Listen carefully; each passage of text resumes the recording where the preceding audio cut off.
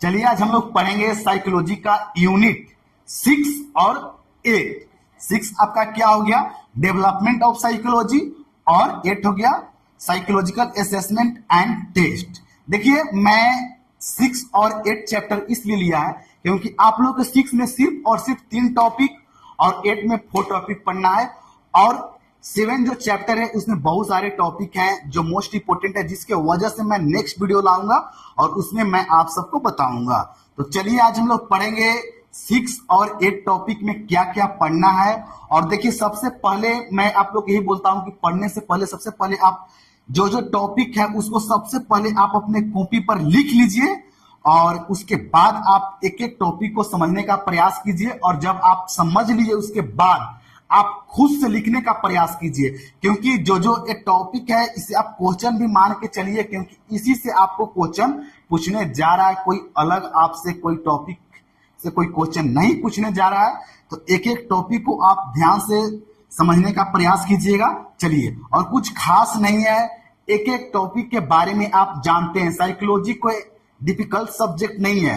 जो आप daily life में जो आप शब्द को यूज करते हैं उसी शब्द के बारे में आपको पढ़ना है। तो चलिए अब हम लोग एक एक करके सभी टॉपिक के बारे में जानेंगे। सबसे पहला आपका हो गया ग्रोथ एंड डेवलपमेंट। देखिए अगर आपको ग्रोथ एंड डेवलपमेंट के बारे में अगर क्वेश्चन पूछ देता है तो कैसे उत्तर देंगे। ग्रोथ क्या होता है, जब इंक्रीज करता है मास और size of organism and organ.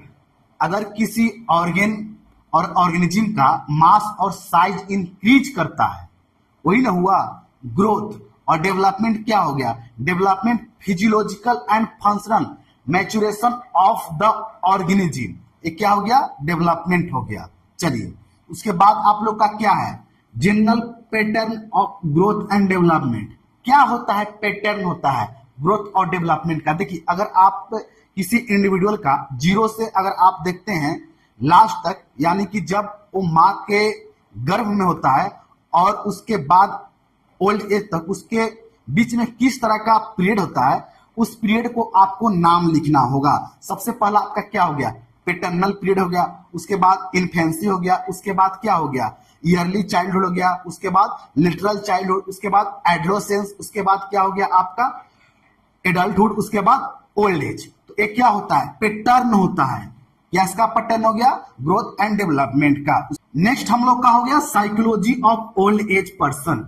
ये जो प्रश्न है 2020 बैच का एग्जाम हुआ था आज से 4 महीना पहले, तो ये प्रश्न पूछा गया था और ये प्रश्न 3 बार पूछा जा चुका है। बहुत इंपॉर्टेंट प्रश्न है, इसे ध्यान से सुनिएगा। और देखिए इसमें कुछ खास नहीं है, बहुत आसान है। Psychology of old age person, यानी कि आप लोग के ओल्ड एज पर्सन के बारे में आप लोग को डिस्क्राइब करना है। देखिए एक आप एडल्टहुड आप किसी को ले लीजिए और ओल्ड एज पर्सन को ले लीजिए, और उन दोनों में क्या आपको डिफरेंट लगता है उस चीज को आप इसमें लिख दीजिए। तो आपको एडल्टहुड के बारे में नहीं लिखना है, सिर्फ आपको ओल्ड एज पर्सन के बारे में। जैसे में कोई ओल्ड एज व्यक्ति होता है, उसका क्या होता है, उसमें क्या आपको चेंजिंग नजर आता है। सबसे पहला तो उसको मेमोरी पावर, उसका थिंकिंग एबिलिटी, मसल कॉन्ट्रैक्शन, इस तरह का आपको चेंजिंग नजर आएगा, और उसका इम्यून सिस्टम कमजोर हो जाता है। तो जो जो आपको चेंजिंग नजर आएगा उसी के बारे में आपको इसमें आपको डिस्क्राइब कर देना है। यानी कि साइकोलॉजी लिखना है, उसका बिहेवियर, नेचर, कैरेक्टर लिखना है, किसके बारे में, ओल्ड एज पर्सन के बारे में। चलिए नेक्स्ट हम लोग का यूनिट हो गया psychology assessment and test, unit 8। देखिए इस चैप्टर में हम लोग किसी इंडिविजुअल के बारे में जानेंगे, उसको मेजर करेंगे। क्या मेजर करेंगे, उसका बिहेवियर, कैरेक्टर, नेचर, उसका मेजर करेंगे।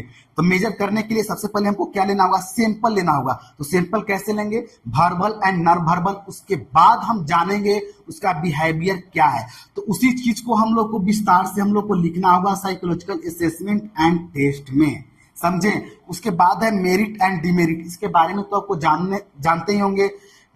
आप अपने डेली लाइफ में किसी व्यक्ति को बोलते होंगे कि इसमें एक कमी है और इसमें एक अच्छाई है, उसी को मेरिट और डिमेरिट लिखेंगे। तो एक प्रश्न पूछने का बहुत कम चांस है, लेकिन साइकोलॉजिकल असेसमेंट टेस्ट आप लोग के पूछ देगा। और प्रिंसिपल ऑफ साइकोलॉजिकल असेसमेंट ये सबसे इंपॉर्टेंट है, समझे। तो एक एक टॉपिक के बारे में सबसे पहले आप अपने शब्दों में लिखिए, और उसके बाद आप अगर नहीं जानते हैं तब आप बुक के माध्यम से, नोट के माध्यम से, और मैं आपको जो पढ़ाया हूं उसको मैं आपको नोट प्रोवाइड कर दूंगा, और उस नोट को बार बार लिखने का प्रयास कीजिए। उसके बाद आप याद भी कीजिए, तब आप एग्जाम में आसानी से आप लिख दीजिएगा। चलिए, साइकोमेट्रिक असेसमेंट ऑफ पर्सनैलिटी। देखिए, इसमें जो पर्सनैलिटी को मैंने आप लोग को डिफाइन क्रिएट किया था, कुछ वर्ड दिया था, उसी को हम लोग यहाँ पर मेजरमेंट करते हैं। किसी व्यक्ति को कैसे करेंगे? इंटरव्यू के माध्यम से। बहुत सारे उसमें नेचर होते हैं, कैरेक्टर होते हैं, तो उसको जानने का हम लोग प्रयास करते हैं इंफॉर्मेशन लेने के लिए, समझे? तो इसी के बारे में हम लोग को लिखना है। और सबसे इंपॉर्टेंट हो गया प्रिंसिपल ऑफ साइकोलॉजिकल असेसमेंट। इसको विस्तार से लिखिएगा जब अगर आपको एग्जाम में पूछ दे। देखिए, जो मेजरमेंट करते हैं, टेस्ट लेते हैं, साइकोलॉजिकल असेसमेंट एंड टेस्ट, तो जब किसी इंडिविजुअल का टेस्ट लेंगे तो जो प्रोसेस होता है, जो सिद्धांत दिया गया है, उसी के बारे में हम लोग को इसमें लिखना है। तो चलिए अब जानेंगे क्या क्या सिद्धांत है। चलिए सबसे पहले मैं आपको लिख देता हूं। देखिए, यही सिद्धांत है जो मैंने रेड से लिखा है। देखिए, सबसे पहला क्या हो गया? प्लानिंग हो गया, उसके बाद हो गया writing the item of test administration, और उसके बाद लास्ट में हो गया एस्टेब्लिशमेंट ऑफ वैलिडिटी। तो यही आपका प्रिंसिपल है। अगर एक प्रश्न पूछ देता है तो सबसे पहले आपको तो मेंशन करना होगा जो इसका क्या रोल होता है। किसी इंडिविजुअल को बिहेवियर को मेजरमेंट करने के लिए सैंपल लेते हैं, किस तरह से प्लानिंग करते हैं, writing the item of the test. तो इस तरह से हम लोग को लिखना होगा, और इसका मैं आपको नोट आप लोग के ग्रुप में शेयर कर दूंगा। चलिए मिलते हैं नेक्स्ट क्लास में।